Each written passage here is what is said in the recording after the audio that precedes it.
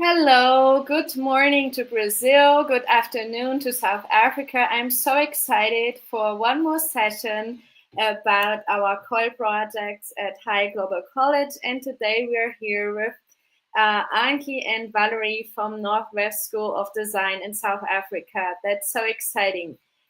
So let's have the countdown of this COIL session of this morning or afternoon in South Africa. Ladies and gentlemen, may I have your attention, please? This is a global transmission. Hayek will be live in 10, 9, 8, 7, 6, 5, 4, 3, 2, 1. Enjoy the show. Well, good morning, everyone. Good afternoon. Once again, first of all, I would like to invite you to introduce yourself. So, why you won't go ahead and tell us who you are, where you come from, what you're doing, what's your background.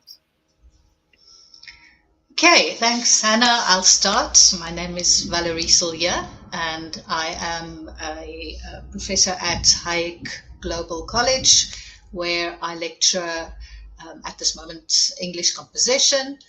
And yeah, my background is I did communication. I have a master's in communication, and I've been a journalist for the past 25 years. I know the Northwest School of Design well. I've been lecturing there since 2021, and the subject I'm lecturing is fashion journalism. I don't know a lot about fashion, but I do know a lot about journalism. So the students teach me about fashion, and I teach them about communication and journalism. That is wonderful, and that's the spirit of interdisciplinary working together, and I think it's the spirit of COIL projects as well. Go ahead, Anki. Why you don't introduce yourself? So I'm Anke van der Merwe. I have been working at Northwest School of Design for 10 years now. I'm the head of assessments, registrar, and a senior lecturer. My specialization is subjects, I call it all the boring subjects because nobody really wants to teach them. It's the fashion buying and fashion history subjects. And I teach them across first year, second year, and third year. Well, it's great to have you. It's wonderful for us to be together and talk a little bit more about international collaboration. So one of the first thing that came to my mind when I was thinking about, COIL projects or also internationalization at Hayek, well, it's in our DNA, it's like from we teach in Brazil, but we have teachers all over the world. That's why Valerie is teaching with us while she's in South Africa, but I'm wondering, how you see internationalization, how you what are your insights about connecting globally? Thanks, Anna. Maybe I can start. I think in South Africa, because of the diverse cultures, we very adapted to introduce ourselves to new cultures, to new languages. So this is an exciting project for me. I have met several Brazilians through agriculture. I've worked in agriculture as an agricultural journalist before, and we've connected a lot with people in Brazil. And so it's exciting for me to know that students from South Africa will be able to meet with students from Brazil and just put their heads together on a project and see how they work together and learn from one another. I think there's so much that you can learn from other cultures.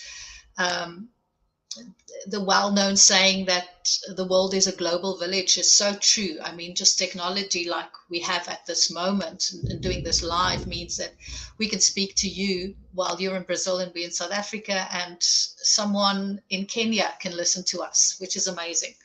So I like the concept. Even the Hayek global college concept of students being in a classroom and then receiving a lecture from somebody from somewhere else in the world is brilliant. I think it's wonderful. And I think the COIL project just brings a new dimension, another dimension to it, where they can meet up with students as well. I hope I have got thunder and lightning going outside, so I hope it doesn't bother you a lot. Yeah, so excited about that, and I hope we can do many of these projects. Me too. I'm excited about each new COIL project that we are starting. Excited about what we are able to put together, what students are going to do in terms of activities, what learning outcome, what they take from the COIL projects.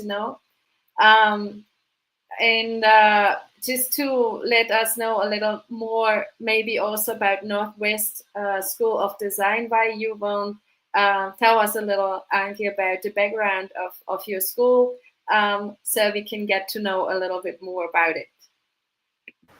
Okay, so firstly, I just want to say our students are very excited being part of this project.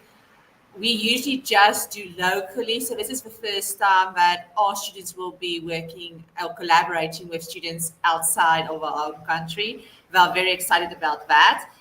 A little bit about Northwest School of Design. It was created by our principal in 1998, Marlene Oosthuizen, and she always says she had a door as a desk with 2 paint cans, and that's how she taught her first lesson.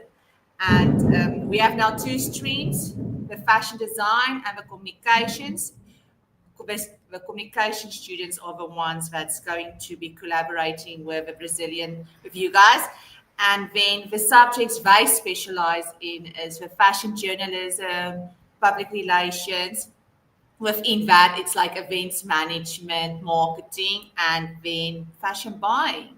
And then we are students, they have to do a blog post every month, 2 blog posts, so to keep them always on top of everything. And then we are BIC accredited, yes. That's amazing. And I mean, students seem to have also already some interdisciplinary background at Northwest School of Design, right? Because if you're thinking about fashion journalism, then you have communication on one end, and fashion, and maybe thinking of the business around fashion on the other side. And I mean, that's exciting because you actually will think about the application of communication. And then with COIL, you get that to a whole nother dimension, right? If you feel like you would say, yeah, can I actually communicate in the same way to customers in a fashion market in Brazil as I do in South Africa, or if I would include Europe or Asia or whatever it is, would it be the same communication? And I think then you get a whole other meaning of, being applied to real life and interdisciplinary. How do you feel about that? What's your expectations about a COIL project? I think if I look at the interdisciplinary subjects and just the way that the students are preparing for further studies, that there is a point where they connect. And the idea with this project, maybe I can just explain a bit about the project. So the project will be students from Hayek and students from Northwest School of Design will meet online, and we will describe to them their project, which will be collaboration on a blog post.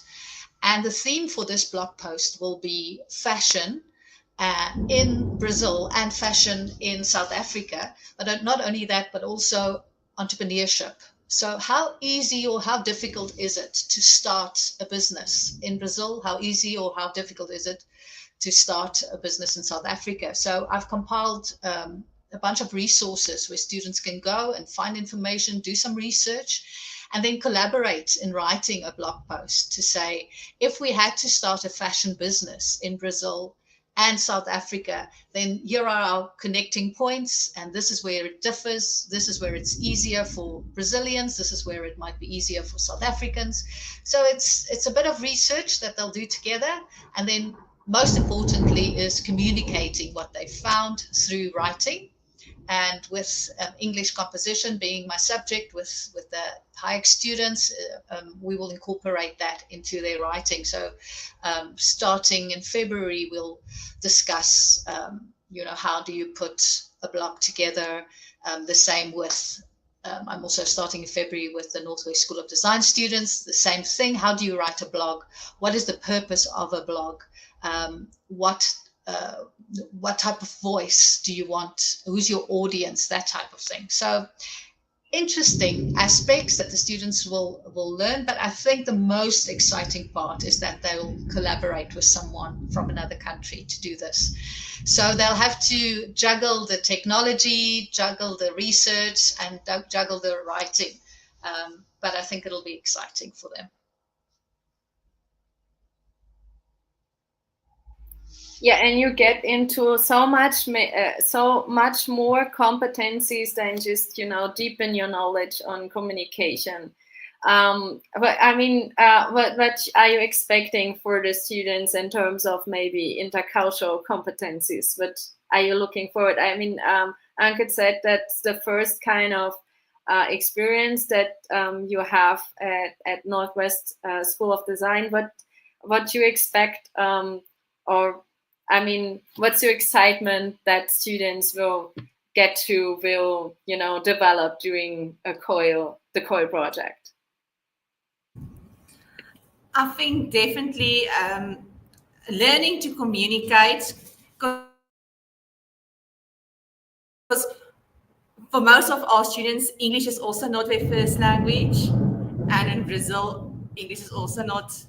So that communication, how to learn to express yourself and to work in a team, that's a different culture vibe than the one you are used to. I think that is one of the things they are definitely going to have to learn to manage. And most excited is that they can use this part of their portfolio. I know our third years are very excited to make this project part of their portfolio for applications when they're done, along with making new friends.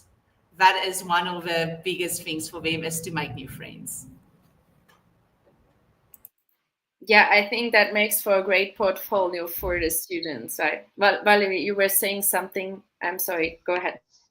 Yeah, I just wanted to add to that. I think the students will find that they have more similarities than they thought with students from South Africa, with students from Brazil, and even when it comes to entrepreneurship and fashion, I think the similarities they'll pick up on will surprise them. So I'm excited to get the feedback. Somewhere in May, we'll have feedback on the whole process and how they felt and what they experienced, and I think that's what I'm most excited about.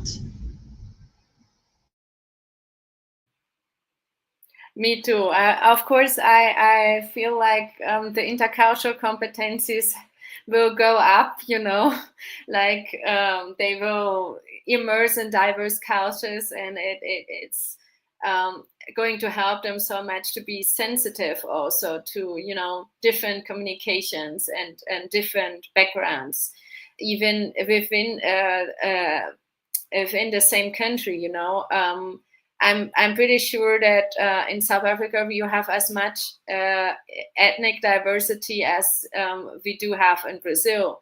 And even within their own country, sometimes it might be difficult to, communicate. So that is actually can be an exciting similarity to see how those differences also influence how I maybe have to communicate or adapt my communication to different, styles or publics or whatever it is.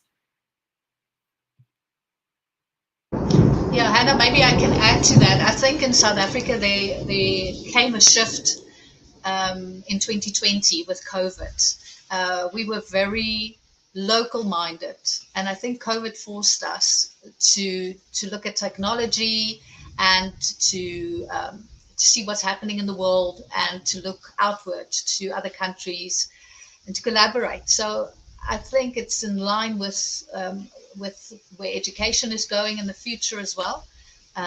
So exciting for us as lecturers, exciting for both colleges, but also exciting for the students. Absolutely, and it's a great point that you're making. I think all of us before COVID knew maybe we had it as a Google Meet, but then, there were all those technologies popping up, and we started to connecting each other, and all of a sudden, I mean, we started out with the MBA program at the time, and we got quickly connected to like 20 students in 23 countries, and that was just so amazing to us, because everyone was online, and we just want to continue with that through it and bring it to the undergraduate program. That's why I was saying in the beginning that's kind of in our DNA, and then having professors from different countries in the world. I was going to ask you maybe if you want to share some curiosities on behalf of the project, or on your country, just to warm up the community for the project.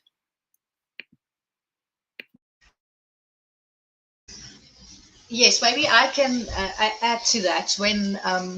When I compiled the resources for the students for this project to see where can they get information, where can they do their research, I myself saw several similarities in, especially when it comes to entrepreneurship and the struggles for entrepreneurs in countries. So I'm hoping that there could even be a type of a spotlight on, let's make it easier for entrepreneurs to start businesses. So, to become practical, to say, okay, we found that this might be a difficult route in starting a fashion business, or whatever the case might be for the specific student, and to start engaging with one another and say, okay, well, here's an option. This is what we do in Brazil. Maybe that can help you guys. Or they'll find that we have the same problem and this is how we overcome it. We do it this way. Because that's the one thing about South Africans. We're very good at making a plan. It might be very difficult. Circumstances might be difficult, but we'll always make a plan. And I'm pretty sure with Brazilians as well, if you get to some difficulties, that you try to bridge it. And I'm pretty sure as well the students will see, okay, it's not just starting a business. There are some steps, there are some knowledge that I need to acquire. What I'm also excited about is for the Hayek students, the Brazilian students, to learn something more about fashion, which might be something new to them. I think it's quite unique to have a fashion design college in the city where I live. And it's quite well known in the city. People speak very highly of the college or the school. And so I think for the Brazilian students, there might be new knowledge on a subject they didn't know much about. I hope that answers your question. Absolutely, and I think that's amazing. Where else would they have the opportunity to connect to students or to professionals that work that work in different? I'm just seeing your message there, Anki. I'm sorry, but that's fine. Don't worry. You're both in the store, right? Yeah, and Chris is saying that there is a thunderstorm over in South Africa right now. Here the sun is shining, and so the climate is different. But at some point, it could be the other way around. But picking back up on what you were saying about knowing a new kind of professional area, I think that's exciting because it's opening up the mind of students.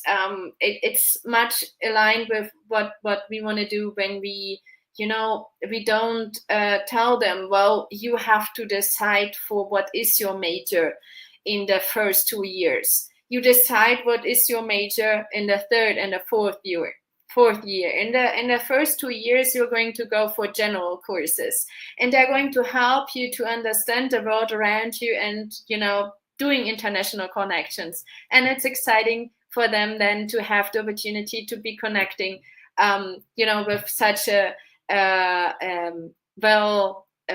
renowned school in your city, and also with the specific course or specific knowledge area of fashion. When you were talking about that you make a plan to overcome kind of the struggles, it just popped up to my mind that there is a Brazilian phenomena. I don't know if you have ever heard about it, but it's called jeitinho brasileiro, Brazilian kind of way of doing things.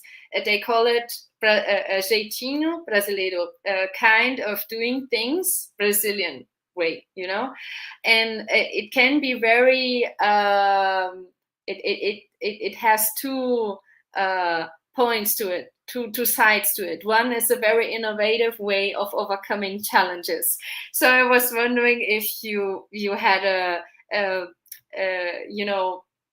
if the phenomena would be also present or would be similar, in terms of culturally backgrounds, in South Africa and in Brazil. Yeah, Marjorie is just saying, yeah, jeitinho brasileiro, yeah.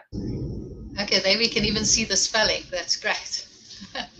I won't try and pronounce that, but we have an Afrikaans saying, which is a boer maak 'n plan, which says a farmer makes a plan. So we have a huge farming community in South Africa, and South Africa is not an easy country to farm in. So that is where the saying comes from. Even though the soil might not be the best and climate might be a problem, the farmer will always make a plan and succeed. So yes, we have a saying like that in Afrikaans as well. That's interesting. And see, this is just one more curiosity that my students and community be excited about this project, because see, with just by you saying, well, there is like some background of making a plan and overcoming challenges, it made me think of the jeitinho brasileiro, and then you said, yeah, but there is an expression in South Africa as well. And so students maybe are going to find out, well, exactly what you say. In the end, the world is a global village, and we have much more similarities than differences. And maybe we need to be sensitive in the way that we communicate to each other and with each other or about something. But knowing also the similarities makes us maybe more powerful, connects us, and contributes to a world that, where we have more justice, where we have more freedom to be together and to live together. I don't know if there's any final thoughts that you would like to share or anything else. Go ahead. Anke, do you have a final thought? Final thoughts, I think, will be that, oh my word, final thoughts will be that I think technology has made things so much easier for all of us to connect with anybody across the world, and that the students can really see that, like we said, although there's an ocean between us, we are quite similar, and that how we solve problems is also quite similar. And to show why should we maybe show another one? Oh, let's do it this way. And they're going to learn to work in teams, because people hate working in teams. Students hate teamwork. And I think this will definitely help them become more part of a team. Yeah, I think I have 4 children myself. They're all Gen Zs. So I think a good thing for Gen Zs is to learn to communicate and to put them in maybe a bit of an uncomfortable position in communicating with someone that they don't know, that's from another culture, to step out and be brave. I think it'll be good for them, and I think they'll excel at it. If I know anything about Gen Zs, then they excel quite well if they're in a difficult situation. So yes, I'm excited for them. I can't wait for the project to start. Me neither. And I'm so honored to have once again to have you here with us, and for this project to start, and for our students at Northwest School of Design and at Hayek Global College to benefit the best of it, to take the most out of it, and to just to get competencies out of it that will accompany them throughout their whole professional life and their personal lives. Yeah, thank you so much, and let's make the project happen. Just one final thought is they will always remember this for the rest of their lives. They will always tell their great-grandchildren, that one time we were working with these people in Brazil or these people in South Africa. That's true. So true. Fantastic. Thank you, Hannah. Appreciate the time. Have a great afternoon. You. Thank you. Bye. Thanks, Anke. Bye-bye.